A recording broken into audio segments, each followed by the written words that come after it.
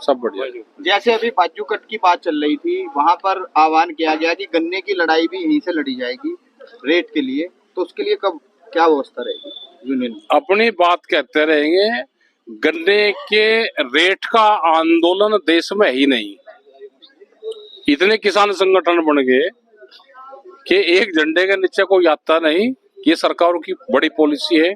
और बहुत संगठन बनेंगे। अभी जातिवाद संगठन बनेंगे, धर्म पे बनेंगे, अलग अलग फसलों के बनेंगे, अलग अलग शुगर मिलों के बनेंगे, अभी और संगठन बनेंगे। दिल्ली में आपने एमएसपी की आवाज उठाई, तो साथ ये क्षेत्र गन्ने का है, तो उसके लिए भी उस समय हो सकता था। है ये गन्ने की भी लड़ाई है, इसका भी एमएसपी हो, इसका एफआरपी है इसका, लेकिन स्वामीनाथन कमेटी के हिसाब से हो, C2+50 वाला फार्मूला लागू, इसके भी रेट बढ़ने चाहिए। स्वामीनाथन जी का सम्मान कर रही है सरकार, उनके नाम पे और योजनाएं ला रही है, मगर वो जो कमेटी लागू नहीं करेंगे, उसकी जो पॉलिसी है वो लागू नहीं करेंगे। तो आप लोगों की तो सरकारों से बात होती है? बात नहीं हुई हमारी। 22 जनवरी 2021 को बात हुई थी, 4 साल हो जाएंगे जनवरी में, हमारी सरकार से कोई बात नहीं हुई।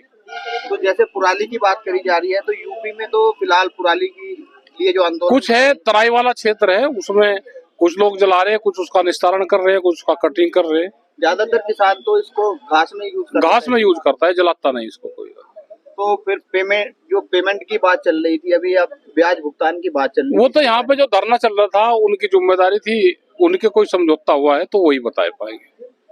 तो किसानों के लिए क्या रहेगा? किसानों के लिए ये है कि भाई अपना त्योहार मनाओ, गन्ने की छुलाई करो और आंदोलन के लिए तैयार रखो। शिक्षक प्रकोष्ठ की यहाँ से ये वैचारिक रूप से हमारे साथ में जुड़ेंगे, जो योजनाएं हैं उसका प्रचार प्रचार करें। सरकार की अच्छी योजना है तो उसका अच्छे का प्रचार करें, सरकार की गलत पॉलिसी है तो उसका गलत का कर दें। जैसे आपने सीड जर्मिनेशन की बात कही, बहुत अच्छी बात कही, तो इस पे शिक्षकों को भी आगे आना चाहिए। बिल्कुल आगे आएंगे, इनको बताएंगे तो ये आगे आएंगे। ये वैचारिक रूप से जुड़े बुद्धिजीवी लोग हैं तो विचार से जुड़े साथ में। आपने कहा कि गांव को भी गोद लेना चाहिए शिक्षकों भाई को। जितना शिक्षा है, जो स्कूल है वो गाँव को गोद ले ले, उससे नशा छुटवावे, वहाँ पे पेड़ लगवावे, उस गांव का निर्माण करें। पढ़े लिखे लोग भी गांव में होने चाहिए। शिक्षकों की मुख्य भूमिका रहती है समाज सुधारने, तो समाज सुधारने का ही काम कर रहे हैं। जो शिक्षक संगठन से जुड़ेगा वो समाज सुधारने का काम पहले करेगा।